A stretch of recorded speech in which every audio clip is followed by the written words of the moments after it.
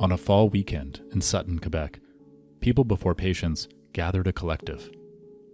We went to deepen our understanding of the Commons, a creative sandbox dedicated to reimagining the present and future of healthcare.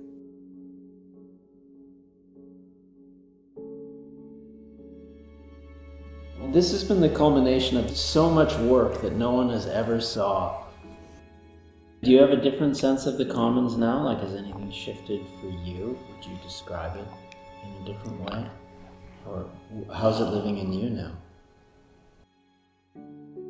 I was always excited about the idea that it was a playground. You know, what we described as a certain kind of creative freedom. And I was surprised by how many people felt activated by that, like excited that we could play together in that space. And you could see it just relaxes people, you know? It's like, no one feels tense going to a playground. Like, boy, these swings are gonna be real tough. You know, it's like, I don't know how I'm gonna get through these swings. I don't think it alleviates the desire to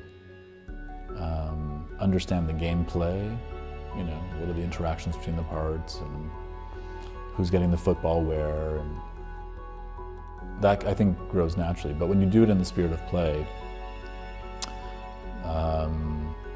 just a much broader range of possibilities open.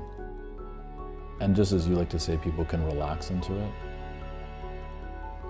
And that's where the magic starts to happen.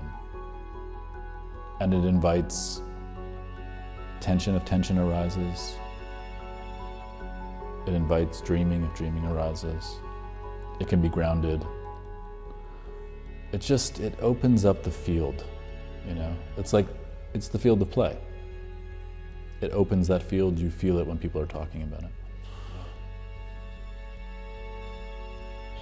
It's funny, it takes a long time to return to simplicity, in a sense that the Commons is a simple place. Yeah. And we make it so complicated. Yeah, it's a long path. We talk about, you know, The Wizard of Oz. It really could not be simpler to just be like, guess what, you were always home.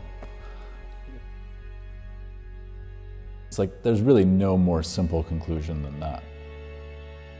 Like, how else are you gonna say it? It's like, it's just so uncomplicated. So you can see people are winding through the complexity, wrestling with it, jousting with it, and then you come home to something simple.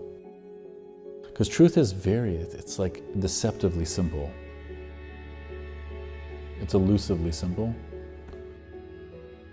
You gotta kind of go through the maze to get to that simple place. And you could feel that some of that happened this weekend for sure.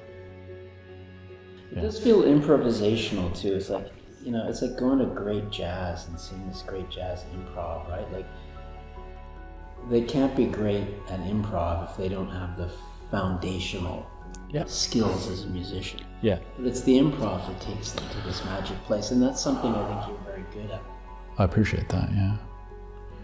It's obviously, it's much easier when people have an openness to let the music flow through them. Or even they're sensing, okay, I can kind of feel like the music wants to go in this direction. Because even though you're improvising, you've got to be fully attuned to what's being played. So in this group, there's definitely a sense that people are willing to play off of each other. Even though sometimes you can clearly hear there's a certain music playing in their mind. Yeah. So that was a good reminder as well. Like, how do you facilitate an environment that allows people to be more improvisational, to quiet the music they're used to quiet that music sheet that seems to show up with the same note, and then to step back into a spirit of play. It's a little bit learning to go nowhere as an expression of somewhere, and understanding that those two things are also in a dance with each other.